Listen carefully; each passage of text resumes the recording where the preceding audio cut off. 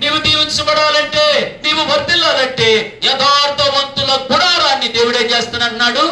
వర్ధిల్లింపజేస్తాడు. ఎక్కడ యథార్థత ఉన్నది? ఈ రోజు ప్రార్థనలో యథార్థత లేదు. సరైన ప్రార్థనా క్రమం మనకి, ఉపవాస విషయాల్లో యథార్థత ఉన్నదా?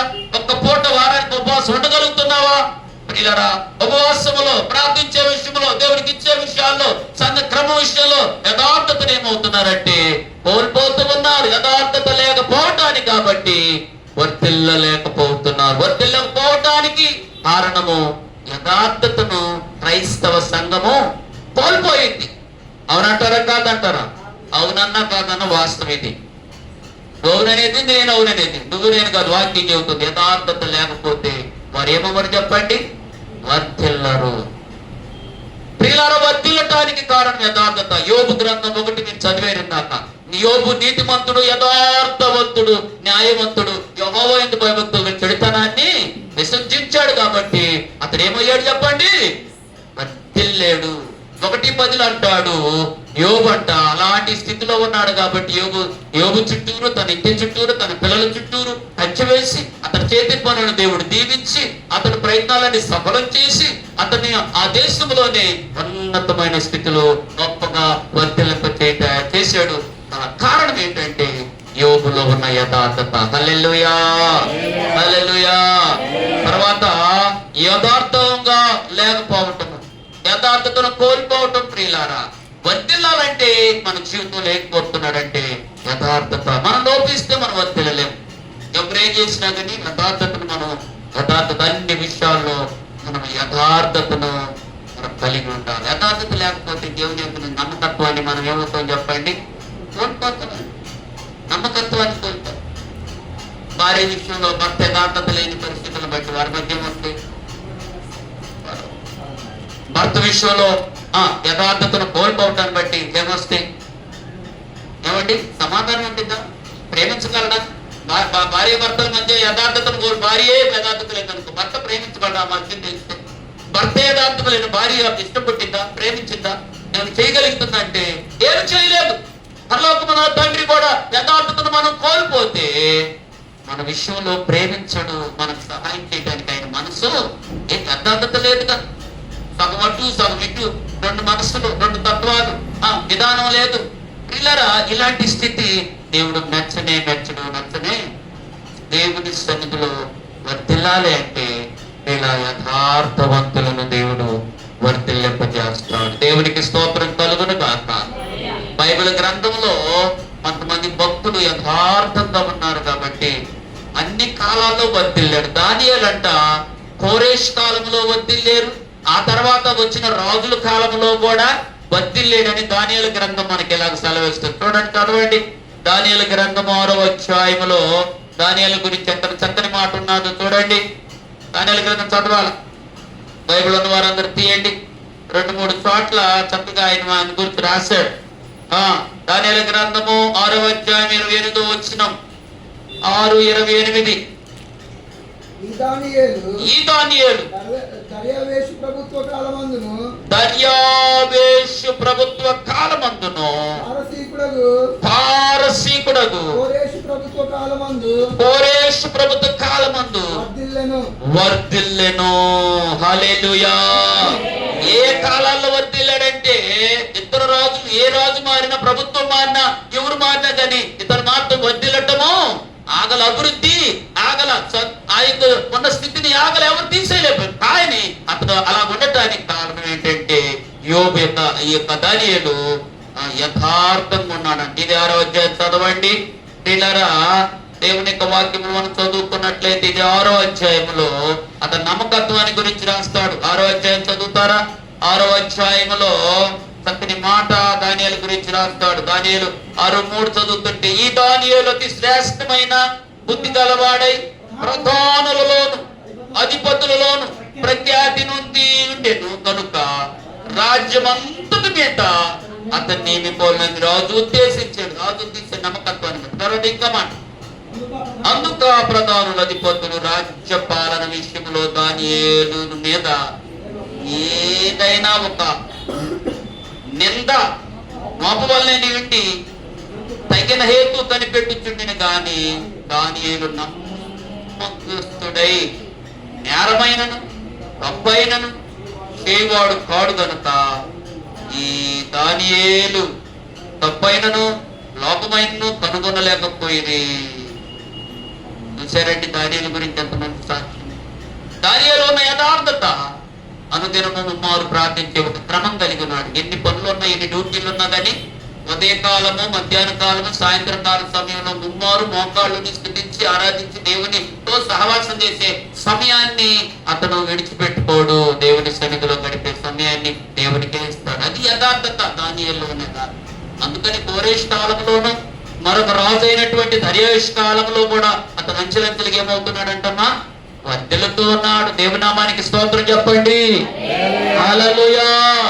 మన జీవితంలో కూడా దేవుని సన్నిధిలో నువ్వు వర్ధిల్లాలా, నీ కుటుంబం వర్ధిల్లాలా, నీ ఇంట్లో వర్ధిల్లాలి. కానీ నీ ఇంట్లో దేవుని బిడ్డలారా ఏ వర్ధిల్లని స్థితి, ఎండిపోయిన స్థితి ఉండకూడదు. దేవునికి మహిమ. అందుకని అంటాడు, ప్రియుడా నీ ఆత్మ వర్ధిల్లుచున్న ప్రకారం నీవు అన్ని విషయములు వర్ధిల్లుచు సౌఖ్యంగా. ఎలా ఉండాలంటేనమ్మా?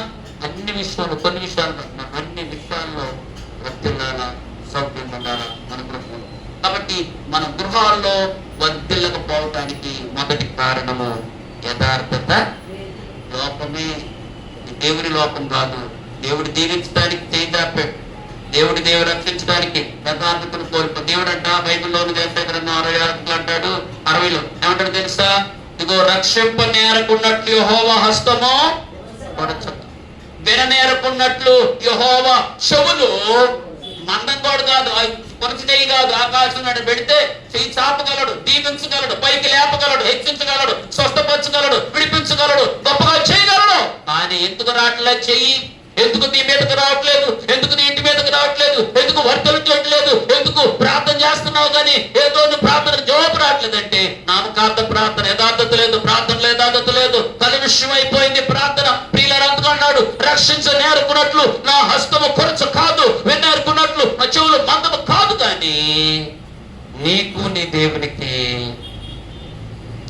ఈ పాపములు దోషములు అడ్డుపడ్డాయి. కాబట్టి మీరు మీ మనవ దేవుని దగ్గరికి వెళ్ళలేదు, నాకు మీ దగ్గరికి దేవుడు.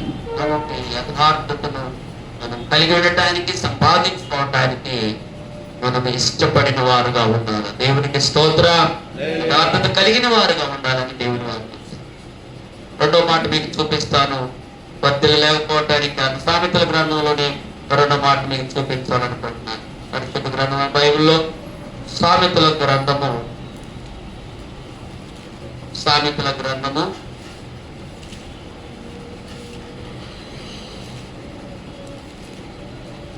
3వ అధ్యాయము 33వ వచనాన్ని చదువుకుందాం. 3:33 భక్తిహీనుల ఇంటి మీదకి యెహోవా శాపము వచ్చును, నీతిమంతుల నివాస స్థలమును ఆయన. ఇక్కడ చూసారండి, భక్తి రెండు ఇళ్ళండి. అక్కడేమో యథార్థవంతులు, భక్తిహీనులు. ఇక్కడ అన్నాడు భక్తిహీనుల ఇంటి మీదకి ఏమొచ్చిందంట? శాపాలు. అంటే భక్తి ఉన్నది కానీ సంపూర్ణమైన భక్తి ఉన్నది, అటు ఉన్నది ఇటు ఉన్నది, రెండు వైపుల భక్తి ఉంటే దేవుడు కుదరదు. దేవుడు ఒక పడవ మీద కాలేదు, రెండు పడవలను కాలేస్తే ఏమైంది? గంజం చేరలేవు, అటు వెళ్ళలేవు, ఇటు వెళ్ళలేవు. ఏడ వెళ్ళిపోతా? ఆ గాథలోకి వెళ్తాం, లేకపోతే వెళ్ళిపోతావు, దొరికిపోతావు.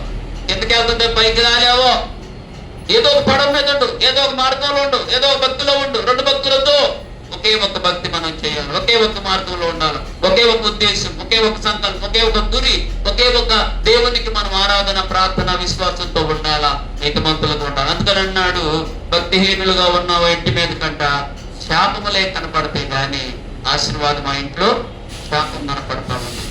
తీసేసుకోవాలి. అయితే నీతిమంతులు, భక్తి గలవారు, విశ్వాసం గలవారు, యథార్థవంతుల ఇంటి మీదకి ఏమొచ్చింది అన్నాడండి? నీతిమంతుల నివాస స్థలమును ఆయన ఆశీర్వదించును. హల్లెలూయా, హల్లెలూయా. ఎవరిని దేవుడు ఆశీర్వదిస్తాడంటే నీతిమంతుల్ని, యథార్థవంతుల్ని ఆశీర్వాదాలతో. ఇంటిలో ఆశీర్వాదం ఉండింది, ఆ ఇంట్లో శాపం ఉండదు, సమృద్ధి అనేది ఉండిందని దేవుడితో. యాకోబు పాపాన్ని ఒప్పుకున్నప్పుడేగా నీతిమంతుడుగా, నేను పాపినయ్యా, నేను యాకోబు మోసగాడున్నప్పుడేగా దేవుడు ఏం చేశాడు? అప్పుడు దీవించాడు. ప్రభు నన్ను దీవించిన కుమారుడు దీవించినట్టునే దేవుడు దీవించా. దేవుడు నీ పేరేంటి? ఒప్పుకోవాలి. అదంతా నేను మోసగాడినయ్యా, యాకోబునయ్య అనగా మోసగాడినయ్యా, నేను నా స్థితి మంచిది కాదయ్యా దేవుని దగ్గర ఒప్పుకున్నప్పుడు దేవుడు యాకోబుని ఇశ్రాయేలుగా మార్చి గొప్పగా దేవుడు దీవించాడు. దేవునికి మహిమ కలుగును కాక. ప్రియులారా, మనం దీవించబడలేకపోవటానికి మనము ఎలాగుంటామండి? నీతిని కూడా, నీతిమత్వాన్ని కూడా మనము కోల్పోతాం. ఒక్కొక్క వాక్యం చదువుతున్నాను. మన ఇంటి మీద ఆశీర్వాదం లేకపోవటానికి గల కారణం ఏంటంటే ఒక్కొక్క వాక్యం చదివి యోబు గ్రంథంలోనే మనకు ఆ మాట చదవండి ప్రియులారా. యోబు గ్రంథము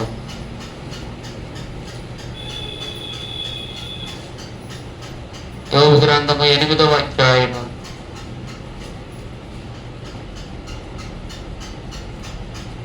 6వ వచనాన్ని చదువుతున్నాం.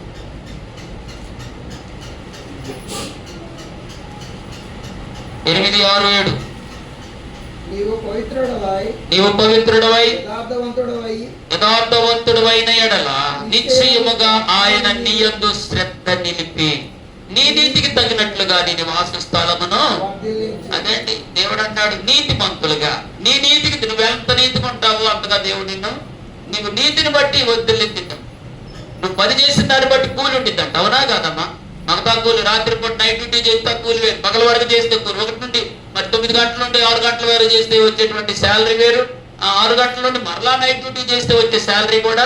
నీ గృహం పొడి వర్తిల్లాలంటే నీ నీతికి తగ్గట్టు, నీ భక్తికి తగ్గట్టు, నీ విశ్వాసం తగ్గట్టు, నీ ఆసక్తిని బట్టి, నీ ప్రార్థన బట్టి దేవుడు వర్తిల్లింపజేస్తాడంట. అందుకని నీ నీతికి తగినట్లుగా నివాస స్థలం ఏమైపోయి చెప్పండి. కాబట్టి నువ్వు ఎలాగుంటావు, దేవుడు నీ విషయం అలాగుంటాడు.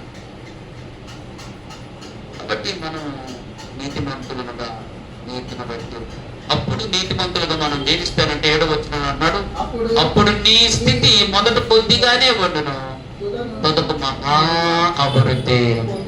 అదే కొంచెం ఉంది ఇప్పుడు అని నీతిగా దేవుని వాక్య ప్రకారంగా మనం ఒక్కసారి వాక్యాన్ని అనుసరించి మన లైఫ్ లోనికి దాన్ని యాడ్ చేసుకుని మనం కొనసాగితే ఇప్పుడు కొద్దిగా ఉన్న నీవు మహా అభివృద్ధిలోనికి నీ గిన్నె నిండి పొర్లి.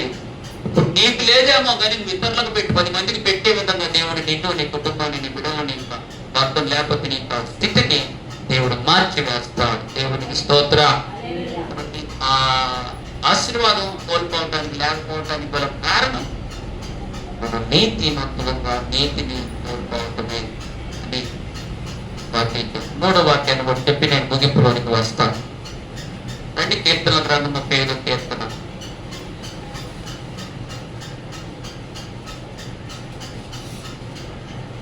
కీర్తనల గ్రంథము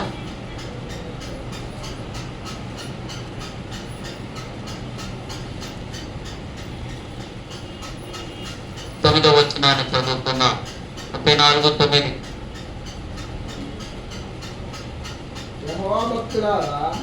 ఆయన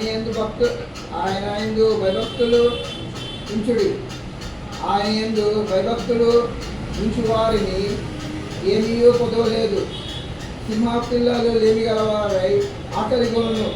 యెహోవాను ఆశ్రయించిన వారికి ఏ మేలు పొదువై ఉండదు అన్నాడు.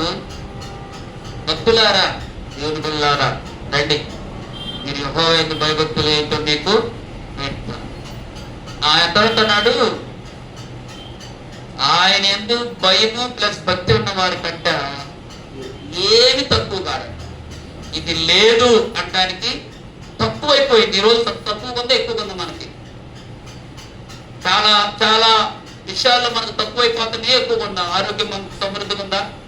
తక్కువగానే. ఆరోగ్యం మంచిగా అమ్మాయి బలహీనరాలండి, చాలా తక్కువ అయిపోయిందండి, చాలా బలహీనండి అని అంటే ఆరోగ్యం కూడా ఏమైపోతుంది, తక్కువగా ఉంటుంది. ఆశీర్వాదం ఎంత ఉంటుంది? సమృద్ధి అని ధనం ఉంటుందా? కొన్ని విషయాల్లో కొరత లేదు. సమృద్ధి అనేది కనపడుతుంది, తక్కువైపోతుంది. తక్కువ ఉంటుంది కానీ ఎక్కువగా మనకే సరిపోతుంది కానీ ఇతరులకి తక్కువే. అన్నింటిలో తక్కువ, అన్ని విషయాలు తక్కువైపోవటానికి కారణం దేవుడు నీకు తక్కువ చేసేవాడా? దేవుడు నీకు ఇచ్చేవాడే. తక్కువ ఏం చేయడు. నీకు ఏదైనా ఇస్తే దేవుడు ఎక్కువగానే ఇస్తాడు, ఏదైనా సమృద్ధిగానే ఇస్తాడు. ఏమి తక్కువ చేయడు, నీకు అన్ని ఇస్తానన్నాడు. రమ్మంటున్నాడు, పిలుస్తున్నాడు, సమృద్ధినిస్తానంటున్నాడు, గొప్పగా చేస్తానన్నాడు. అయితే నీకు తక్కువైపోవటానికి గల కారణం ఏది తక్కువ? ఒకటి ఇక్కడ అన్నాడు, యెహోవా యందు భయభక్తులు కలిగిన వారికి ఏమీ కూడా తప్పు ఉండదు. యెహోవా నా కాపరి, నాకు లేమి కలగదు. లేమి అనేది తక్కువ అనేది ఎక్కడ? లేమి రావటానికి, తక్కువైపోవటానికి భయభక్తులను కోరుకోవాలి. చెప్పండి, ఈ 3 కారణాలను బట్టి కుటుంబాల్లో, ఇళ్లలో ఆశీర్వాదానికి బదులు శాపం, వద్దిల లేకపోవటానికి గల, యథార్థత లేకపోవటానికి గల కారణం, భయభక్తులు సరిగా లేకపోవటానికి గల కారణాలను బట్టి వద్దిలట్లేదు, ఆశ తెచ్చిపట్టలేదు, అన్నింటిలో తక్కువైపోతున్నాం. ఎక్కడ ఎక్కువ అనేది మనకి అంతా మనం సరిచేసుకోవాలి. లోపం ఎక్కడ? డాక్టర్ దగ్గరికి పిల్లడు బాగా పొద్దుగుకులు దూరమే పొద్దుగుకులు వస్తుంది, 2 రోజులు వస్తుందండి, పొద్దుగుకులు దొరుకుతుంది, తగ్గట్లేదండి. సెలెక్ట్ చేసి 4 సార్లు 5 సార్లు 6 సార్లు చూస్తాం. ఇక్కడమ్మా రక్త పరీక్ష చేద్దాం, బ్లడ్ టెస్ట్ చేద్దాం. అప్పుడు బ్లడ్ తీస్తాం, బ్లడ్ తీసి పరీక్ష చేసి అప్పుడు చూస్తే అమ్మాయికి ఈ బలహీనత పదే రావడానికి కారణం రక్తంలో నిమ్మం, రక్తంలో లోపం, రక్తము తక్కువైపోయింది, రక్తంలో హిమోగ్లోబిన్ ఎక్కువ తక్కువ, రక్తంలో కొంత మార్పు ఉందమ్మా, రక్తంలో ఇన్ఫెక్షన్ ఉందమ్మా అని ఇలాగ డాక్టర్ గారు పరీక్షించి రక్తంలో ఏమున్నదో చూసి రక్తం కలుషితం అయిపోయింది. కాబట్టి అది పోవాలంటే యాంటీబయాటిక్ రాస్తున్నా, అది పోవాలంటే ఇంజక్షన్ చేస్తున్నా, అది పోవాలంటే మందులు ఇస్తున్నానని చెప్పి ఇది తీసుకొచ్చి ఇస్తారు. అప్పుడు వాడుకుంటే దేవునికి స్తోత్రం చెప్పండి. ఈరోజు క్రైస్తవ సంఘంలో కూడా రక్తంలో హిమోగ్లోబిన్ తగ్గిపోయింది, రక్తం ఇన్ఫెక్షన్ వచ్చేసి, రక్తంలో కలుషితం వచ్చేసి, రక్తంలో ఇస్నోపీరియా పెరిగిపోయింది. అందుకని బతికేం వచ్చేసి, అందుకని వ్యాధిని పడ్డారు, అందుకని బాధలో పడ్డారు, అందుకని సగం రుచికరమైన ఆహారం తింటారు. ఎవరితో రోగం లోపల ఉందనుకో తినగలరా? రోగం ఉంటే, జ్వరం ఉంటే బ్యాట్మన్ దొరుకుతారు లోపల, ఇవ్వండి కదా. కానీ ఆరోగ్యవంతుడు పెట్టు ముక్కలు చెత్తలు మొత్తం బిర్యానీ బోర్యాది ఏంటి జాయింట్లన్నీ వెళ్ళిపోతారు. ఎందుకంటే ఆరోగ్యంగా ఉన్నాడు. ఆరోగ్యం లేని వాడి దగ్గరికి ఏం తీసుకొచ్చి పెట్టినా తినాలని ఆశ ఉందా? తినలేడు, ఎందుకంటే లోపల రోగం.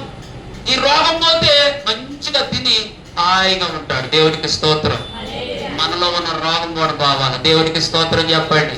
ఈ రోగాన్ని బట్టే సమస్యలో, ఈ రోగాన్ని బట్టి నువ్వు సంపూర్ణంగా ఆరోగ్యంగా వర్తిల్లలేకపోతున్నావు, ఆస్తించబడలేకపోతున్నావు. కాబట్టి ఈ యొక్క లోపల ఉన్నటువంటి రక్తంలో ఉన్న కలుషితం, హిమోగ్లోబిన్ ఈ తక్కువైపోయిన స్థితి మారిపోవాలా. యేసు రక్తం మన మీదకి రావాలా. దేవునికి స్తోత్రం. పరీక్ష ఎప్పుడు తెలిసింది నీకు బాగాలేదని? ఎప్పుడు తెలిసింది పలానా వ్యాధి నీలో ఉన్నదంటే రక్త పరీక్ష నీలో కూడా ఒకసారి నీకు స్వపరీక్ష ఉండాలా. ఏంటి నా కుటుంబం ఇలా, ఏంటి నేను ఇలా ఉన్నా, ఏంటి నా పరిస్థితి, నా భర్త ఏంటి, నేనేంటి, నా ఇల్లేంటి, పిల్లలేంటి, అసలు ఏంటి పరిస్థితి, దీని కారణం ఏంటి అని ఒక్కసారి ఆలోచన చేసి లోపల ఎక్కడన్నా చూసుకుంటే, దేవుని దగ్గర కూర్చుని ఉపవాసం ప్రార్థన చేస్తే అప్పుడు దేవుడు నీకు అమ్మా నీలో యథార్థత లేదు అని నీకు దేవుడు చెబుతాడు. అమ్మా నీలో భయభక్తులు, అమ్మా నీలో ఏం లేదు, భయభక్తి లేదు, యథార్థత లేదు, నీకు లేదమ్మా అని దేవుడు చెప్పినప్పుడు వెంటనే మనము పశ్చాత్తాపడి ప్రభు నిజమే నాయన అనాలేదా, నిజమే నేను చాలా విషయం పట్టిపోదు, నిజమే ప్రభు నేను నీ విషయాల్లో ఆసక్తిపోదు, నా పనులకున్నంత పొందర, నా పనులకున్నంత ఆసక్తి నీ పని మీద, నీ సన్నిధిలో నేను ఒప్పుకుంటే దేవుడు ఖచ్చితంగా ఆ లోపాలన్నీ సరిచేసి దేవుడు నీ జీవితంలోనికి శాపాన్ని కొట్టివేస్తాడు, అవిధేయతలు కొట్టివేస్తాడు, పాపాలను తీసివేస్తాడు. మరలా దేవుడు పోగొట్టుకున్నవన్నీ దేవుడిచ్చి నూతన వైభవాన్ని దేవుడు మనకు అనుగ్రహిస్తాడు. దేవుడికి స్తోత్రం. దేవుడి దగ్గర వచ్చి ప్రవక్త వచ్చి చెప్పినప్పుడు సరి చేసుకున్నాడు దావీదు. అంతేగాని నా గురించి చెబుతావా నువ్వు, నేను బద్ధీరాలని చెబుతావు నువ్వు, నాకు భయభక్తులు లేదని చెబుతావా నువ్వు, నేను యథార్థత కాదని చెబుతావా అని కక్ష పాపం పెట్టుకోవాలి. నిజమే కదా, నాలో తప్పు ఉంది. దావీదు అంటున్నాడు పాపం చేసింది ఎవరో కాదయ్యా, నీవే ఆ మనుషుడవు, మరణానికి పాత్రలు నువ్వని నాతన ప్రాప్తం తింటే వెంటనే మోకాళ్ళు తప్పైపోయింది ప్రభా, నన్ను క్షమించని దాని దేవుని సన్నిధిలో పశ్చాత్తాపడినప్పుడు, లోపం అని చెప్పినప్పుడు, లోపం తెలియజేసినప్పుడు నిజంగా ఆ పశ్చాత్తాపాన్ని దేవుడు చూసి అంతకంటే ఎక్కువగా ఆ పశ్చాత్తాప ప్రార్థన చేసినప్పుడు దావీదుని దేవుడు దీవించాడు. హల్లెలూయా. దావీదు దేవుడు ఎందుకు నచ్చాడంటే, దేవుడికి దావీదు ఎందుకు నచ్చాడంటే దావీదులో యథార్థత ఉన్నది. పాపాన్ని ఒప్పుకుంటాడు, పశ్చాత్తాపడతాడు. పాపం చేసిన రూపాయి అయితే పశ్చాత్తాపం 10 రూపాయలు అంట ఆయన అన్నాడు. రూపాయి పాపం చేస్తే 10 రూపాయలు పశ్చాత్తాపడి కన్నీరు కాల్చి దేవుడి దగ్గర సరే ఇందాక ఉపవాసం కన్నీళ్లు పొరుపు తేలిపోయి గట్టుగా కన్నీళ్లు కాల్చారంట. నా కన్నీటితో పొరుపు తేలిపోతుందయ్యా అని తన పాపాన్ని ఒప్పుకుని దేవుడి దగ్గర సరిగాడు కాబట్టి దేవుడు దావీదును కోరుకుని హెచ్చించి ఆశీర్వదించాడు. హల్లెలూయా. ఇలాగా ఈరోజు మనం దాని విషయాల్లో వర్తిల్లను పోవడానికి ఆస్వాదించబడుతుంది. దాని విషయాలు తక్కువైపోవడానికి మన కారణం దేవుడు కాదు, మనమే కాదు. ఒక స్టూడెంట్ పరీక్ష రాసి ఫెయిల్ అవడానికి మొదటి నేను చెప్పాను. స్టూడెంట్ పరీక్ష రాసి ఫెయిల్ అయిపోయి అవమానించబడి అందరు ముందుకెళ్తే ఆయన అక్కడే కూర్చున్నాడు. స్టూడెంట్ పైకలలా కిందే కూర్చున్నాడు. ఆడికంటే ఎంత ఆలోచన ముందు వెళ్ళిపోయారు.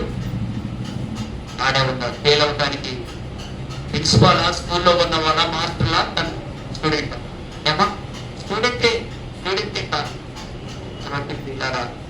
మనల్ని మనం ఏం చేసుకోవాలంటే సర్దేసుకోవాలి. మనం ఎలా ఉంటున్నాం, ఏదో వచ్చిపోయే వాళ్ళంటుంటే దేవుని ఆశీర్వాదం మనం దేవుని దగ్గర నుండి పొందుతాం. మనలో ప్రత్యేకత ఉండాలి, విశ్వాసం ఉండాలి, ప్రార్థన ఉండాలి, యథార్థత ఉండాలి. కొన్ని క్రమాలు మనం మన జీవితంలో తీసుకుంటే దేవుడు తప్పక మరి దేవుడు అన్యాయం చేస్తూ ఆయన మరి అసమో దేవుడు తన పిల్లలను యథార్థవంతులు ఆయన నమ్ముకుని ఆయన ఎందుకు ఎంత మాత్రము కూడా రోజువేడు దేవుడు దీవిస్తాడు, ఆస్వాదిస్తాడు. కనుక మన జీవితంలో తన నష్టాలు జరుగుతుంది, వారి ఇబ్బందులు.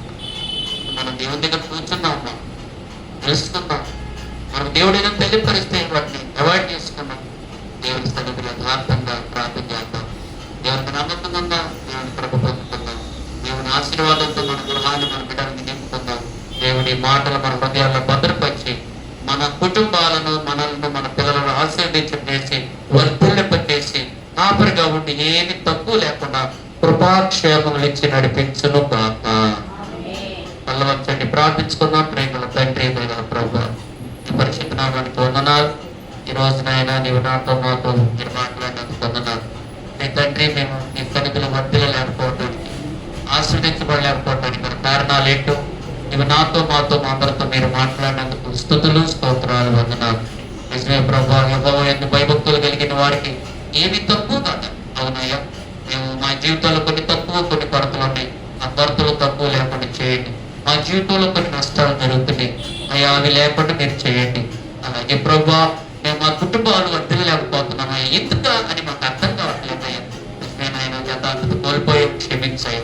ప్రార్థనలో, వాక్యంలో, క్రమంలో కొన్ని విషయాలు తప్పిపోతున్నాం, నన్ను క్షమించయ్యా. దేవుని సన్నిధిలో ప్రార్థన చేసుకోబిడ్డా, నీ నీతికి తగినట్లుగా నీ వాసన ఉండింది. నువ్వు ఎంత నీతిగా ఉంటావో అంతగా వర్తిల్తావు. నువ్వు ఎంత నీతి తొలిగిపోతుంటావో ఆ విషయంలో వర్తిలలేవు, ఆశ్రయించబడలేవు.